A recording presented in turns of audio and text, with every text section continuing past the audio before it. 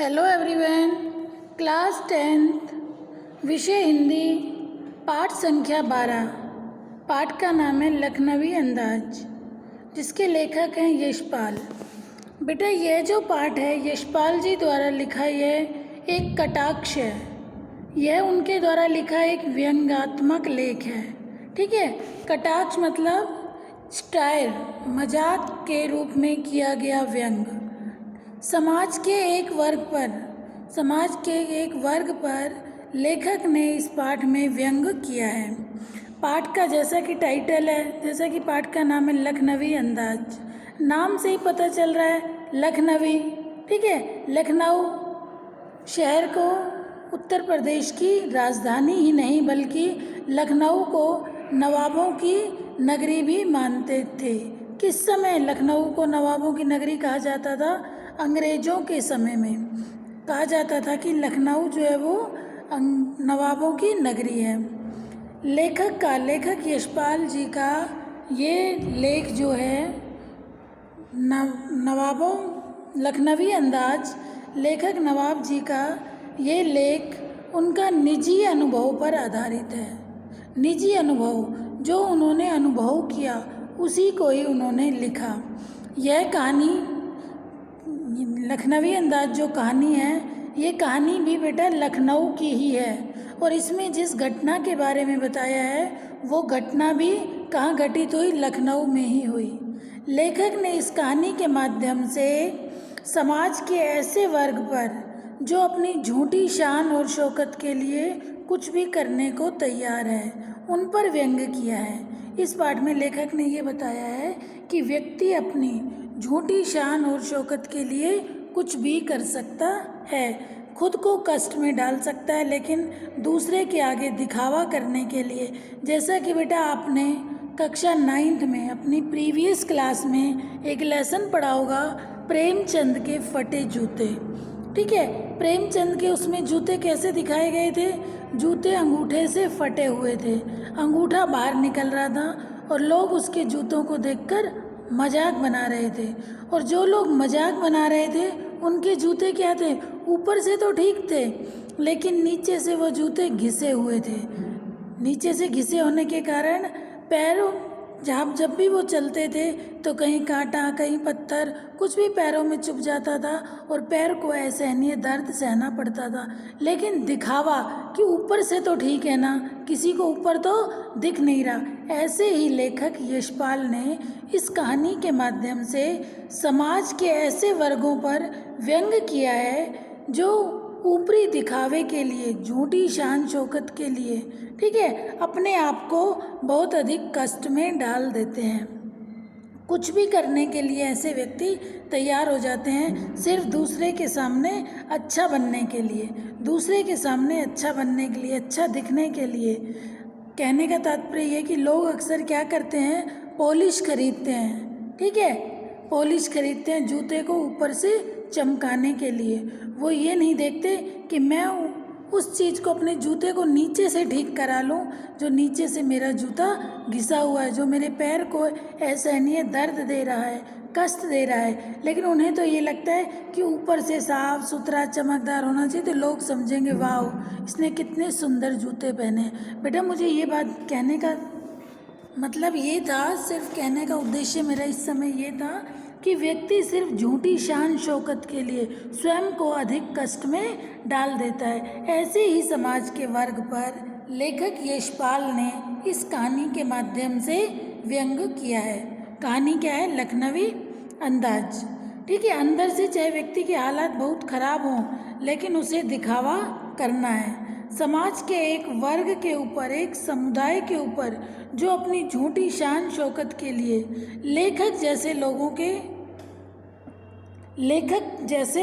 लोगों के लिए जो अपने आत्मसम्मान को सब कुछ मानते हैं। ठीक है, इस कहानी में लेखक ने समाज के उस समुदाय पर, उस वर्ग पर एक कटाक्ष किया है, एक व्यंग किया है लखनवी अंदाज में, जो अपनी झूठी शान शौकत के लिए, अपनी दिखावे की प्रवृत्ति के कारण स्वयं को कष्ट में डालते हैं। स्वयं का चाहे कितना भी नुकसान हो जाए उन्हें परवाह नहीं।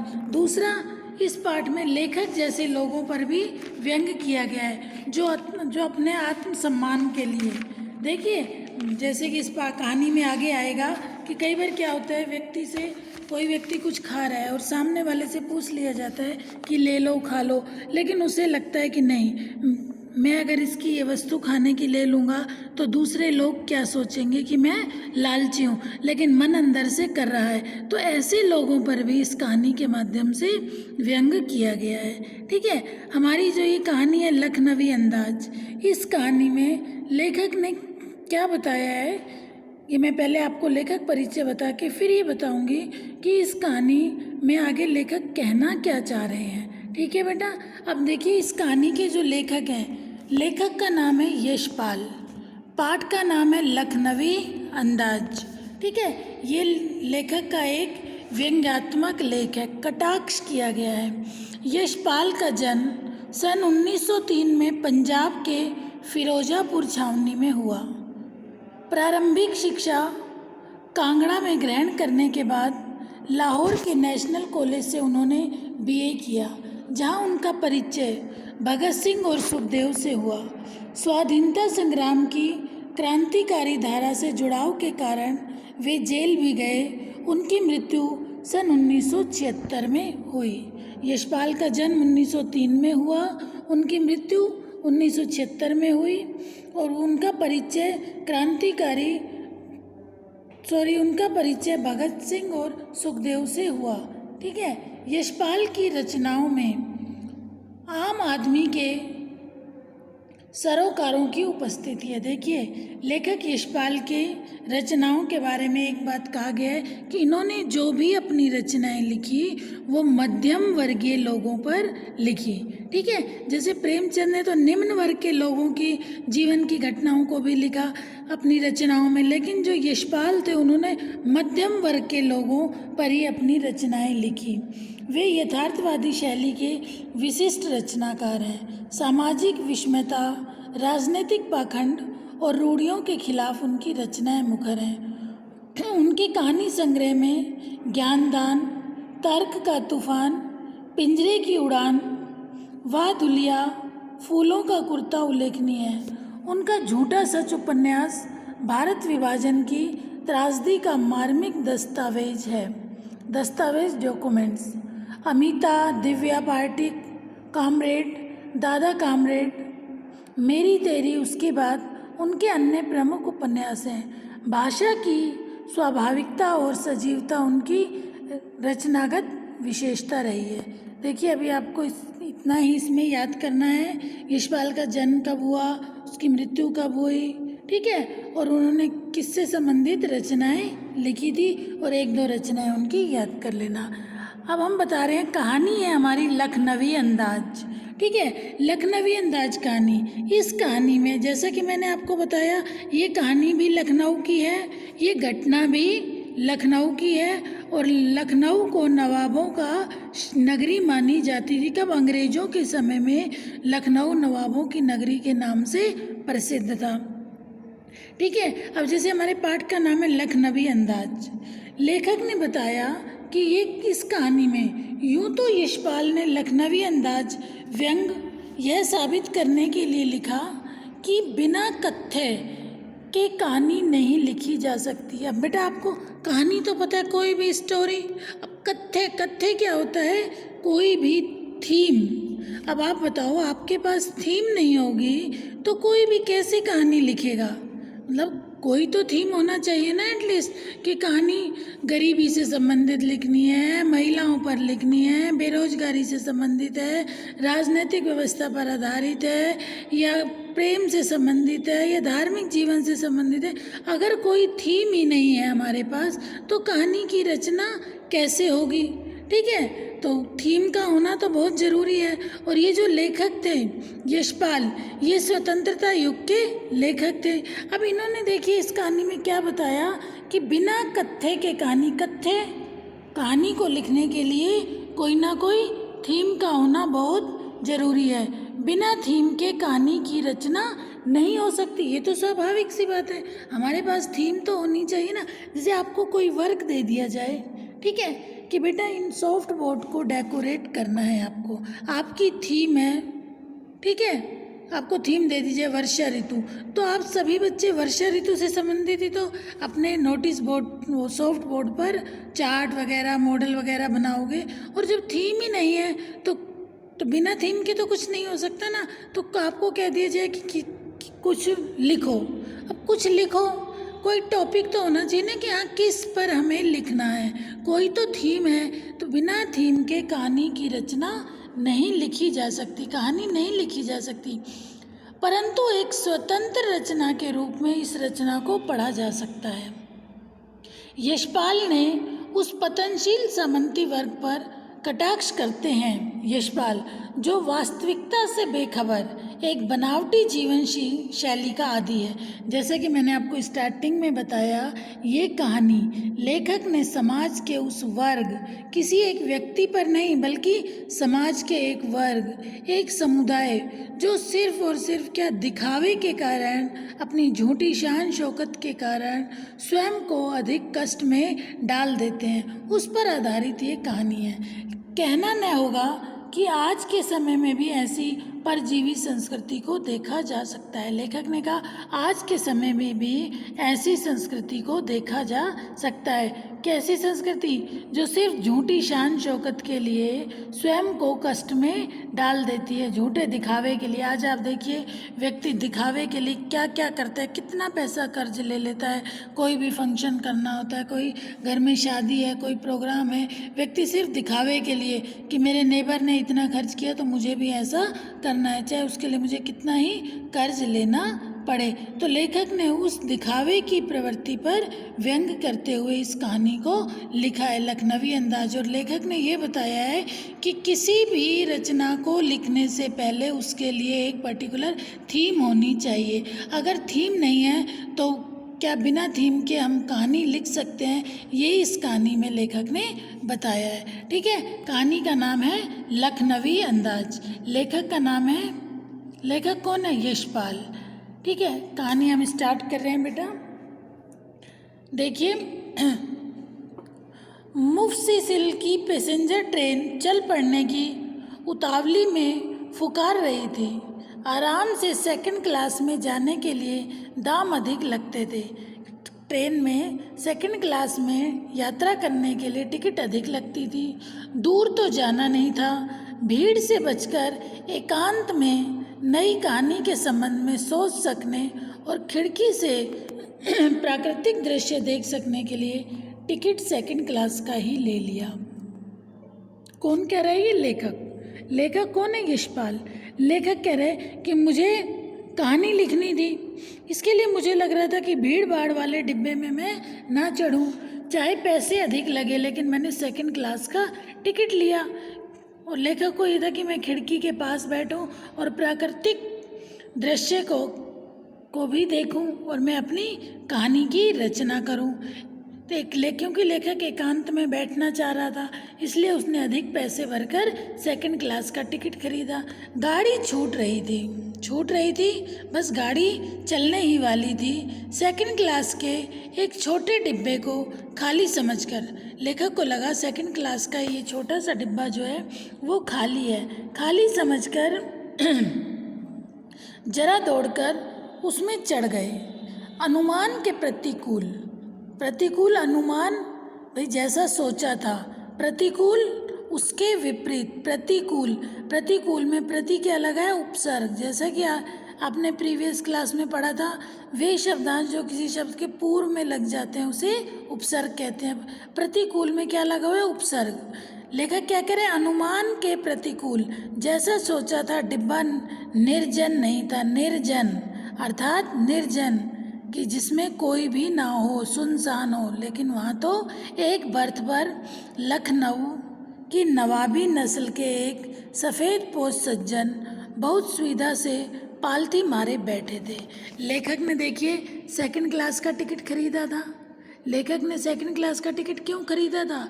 क्योंकि लेखक को था कि मैं एकांत में बैठकर अपनी कहानी की रचना करूं, कुछ सोचूं कि मुझे कैसी कहानी लिखनी है, क्या है, प्राकृतिक दृश्य का भी आनंद लूं, लेकिन अनुमान के प्रतिकूल पाया।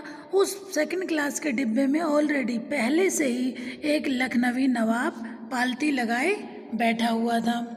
सामने 2 ताजे चिकने खीरे तौलिया पर रखे थे। लेखक ने देखा कि उसके सामने तौलिया पर 2-3 चिकने खीरे रखे हुए थे। डिब्बे में हमारे सहसा कूद जाने से सज्जन की आंखों में एकांत चिंतन में विघ्न का असंतोष दिखाई दिया। लेखक क्या कह रहे, जैसे ही मैं उस डिब्बे में चढ़ा और जैसे ही मेरे चढ़ते ही लेखक ने मेरी साइड देखा तो ऐसा लगा मुझे कि शायद इन्हें अच्छा नहीं लगा हो। इस पंक्ति का अर्थ है कि देखिए, सज्जन की आंखों में एकांत निर्जन में विघ्न का असंतोष दिखाई दिया कि उन्हें ये लग रहा था कि मैंने एकांत में बैठने के लिए, लखनवी नवाब था और ये दूसरा क्यों इसमें आ गया, मतलब वो अकेले ही बैठना चाहते थे। हो सकता है यह भी कहानी के लिए सूझ की चिंता में हो या खीरे जैसे अपदार्थ वस्तु का शौक करते देख जाने के संकोच में हो। लेखक क्या सोच रहा हो सकता है इन्होंने भी ये सोचा हो कि मुझे एकांत में बैठना है और अब एकांत में दूसरा व्यक्ति आ गया लेखक, तो इन्हें अच्छा नहीं लग रहा हो। नवाब साहब ने संगति के लिए उत्साह नहीं दिखाया। बेटा देखिए, जब हम ट्रेन में बैठे हैं, अकेले हैं या काफ़ी सारी भीड़ है तो भी कोई नया व्यक्ति आता है तो व्यक्ति कहीं ना कहीं तो अगर उसे लगता है कि मुझे अब सफ़र है, वो भी अकेला है, मैं भी अकेला हूँ, तो 2 मिलकर बैठेंगे, बात करेंगे, सफ़र अच्छे से कट जाएगा। तो स्टार्टिंग मिलने से पहले स्माइल पास करना या हैंडशेक करना, जिससे ये लगे कि हाँ इसे अच्छा लगा मेरे यहाँ आने से। लेकिन लेखक को क्या लगा, नवाब साहब ने संगति के लिए उत्साह नहीं दिखाया, कि नवाब साहब ने ऐसा कुछ भी शो नहीं किया। हमने भी उनके सामने की बर्थ पर बैठकर आत्मसम्मान में आंखें चुरा ली कि हमने भी उनके सामने बैठकर और हम भी आगे से नहीं बोले कि भाई मैं खुद क्यों आगे से बोलूं जब ये नहीं बोल रहे, और मैं भी अपने सामने वाली बर्थ पर जाकर बैठ गया। कौन कह रहे हैं ये? लेखक कौन है? यशपाल। थाली बैठे कल्पना करते रहने की पुरानी आदत है। लेखक ने क्या कहा, कहते हैं ना, जहाँ ना पहुँचे रवि वहाँ पहुँचे कवि। अब जो लेखक हैं, जो कहानी लिखते हैं, नाटक लिखते हैं, उपन्यास लिखते हैं, जो कवि हैं, कविताओं की रचना करते हैं, उन लोगों को तो लगता है जितना एकांत हमें मिले, और खाली वो नहीं बैठते, अपने काल्पनिक जगत में खो जाते हैं और कल्पना के आधार पर कहाँ से कहाँ तक की रचना कर डालते हैं। कल्पना करते रहने की पुरानी आदत है। नवाब साहब की असुविधा और संकोच के कारण का अनुमान करने लगे। संभव है नवाब साहब ने बिल्कुल अकेले यात्रा कर सकने के अनुमान में किफ़ायत के विचार से सेकंड क्लास का टिकट खरीद लिया हो और अब गवारा न हो कि शहर का कोई सफ़ेद पोश उन्हें मंझले दर्जे में सफ़र करता देखे। देखिए, लेखक बैठे बैठे किसके बारे में सोच रहे हैं? नवाब साहब के बारे में, कि नवाब साहब ने ना तो ऐसे दोस्ती के लिए कोई उत्साह दिखाया। अब लेखक सोचे हो सकता है नवाब साहब को मेरे आने से असुविधा और संकोच हो रहा हो। नवाब साहब ने बिल्कुल सोच रखा हो कि मुझे अकेले ही यात्रा करनी है, और ये लग रहा हो कि सेकंड क्लास के डिब्बे में मैं तो नवाब हूँ और ये आम व्यक्ति भी इस डिब्बे में आकर बैठ गया, उसे अच्छा न लग रहा हो। अकेले सफ़र का वक्त काटने के लिए ही खीरे खरीदे हों कि अकेला इस डिब्बे में बैठूँगा, खीरे ले लेता हूँ, और अब किसी सफ़ेद पोश के सामने खीरे कैसे खाऊँ। अब उन्हें ये लग रहा होगा कि मैं इस व्यक्ति के सामने बैठकर खीरे कैसे खाऊं। हम कनखियों से नवाब साहब की ओर देख रहे थे, कनखियों की, सामने वाले को महसूस भी ना हो कि मैं उसे देख रहा हूँ, और कनखियों से अर्थात चोरी छुपे से, मतलब लेखक की साइड में नवाब साहब की तरफ देख रहा था। नवाब साहब कुछ देर गाड़ी की खिड़की से बाहर देखकर स्थिति पर गौर करते रहे। ओह, नवाब साहब ने सहसा हमें संबोधन किया। आदाब अर्ज, नवाब खीरे का शौक फरमाइए। अचानक से नवाब साहब ने उसे कहा कि आप खीरा खाएंगे, खीरे का शौक फरमाएंगे अर्थात खीरा खाएंगे। नवाब साहब का सहसा भाव परिवर्तन अच्छा नहीं लगा। भांप लिया आप शराफत का गुमान बनाए रखने के लिए हमें भी मामूली लोगों की हरकत में लथेड़ लेना चाहते हैं। जवाब में शुक्रिया किबला शौक फरमाइए। देखिए, जब लेखक को नवाब साहब ने काफ़ी देर बाद ये कहा कि आप खीरा खाएंगे, तो लेखक को भी, देखिए मैंने आपको स्टार्टिंग में बताया था ना, लेखक ने इस कहानी में कटाक्ष किया है, व्यंग किया है, एक मजाक के रूप में व्यंग किया गया है। जैसा कि मैंने बताया कि एक वर्ग और समुदाय पर तो व्यंग किया ही गया है कि जो सिर्फ झूठी दिखावा और शान की वजह से स्वयं को कष्ट में डालते हैं, लेकिन एक ऐसे लेखकों पर भी व्यंग किया गया है, जो ऐसे व्यक्तियों पर भी व्यंग किया गया है लेखक के माध्यम से कि जो मन मांगते हुए भी, मन कर रहा है, किसी ने पूछा ये खाना है, लेकिन अपने आत्मसम्मान को बनाए रखने के लिए मना कर देना। तो उसने क्या कहा? शुक्रिया किबला शौक फरमाइए। किसने कहा? ये लेखक ने। किसको कहा? नवाब साहब को कहा। ठीक है। तो अभी तक बेटा आज हमने कितना ही हम आपको पढ़ाएंगे, इससे आगे मैं नेक्स्ट क्लास में पढ़ाऊंगी। देखिए, इतना तो आपको समझ आ ही गया होगा कि ये कहानी, लखनवी अंदाज कहानी जो है वो समाज के एक समुदाय, एक वर्ग पर कटाक्ष है, एक व्यंग है। व्यंग किस लिए है? कि लोग दिखावे के लिए स्वयं को बहुत अधिक कष्ट में डाल देते हैं, और लेखक जैसे लोगों पर भी व्यंग है जो अपने आत्मसम्मान को बनाए रखने के लिए मन होते हुए भी दूसरे व्यक्ति की चीज़ को नहीं खाते, नहीं छूते। ठीक है बेटा, जितना आपको आज पढ़ाया इसे आप पढ़ लेना। कोई भी डाउट हो, अपने डाउट ज़रूर क्लियर करना। बाकी मैं आपको नेक्स्ट क्लास में कराऊंगी। ठीक है, थैंक यू।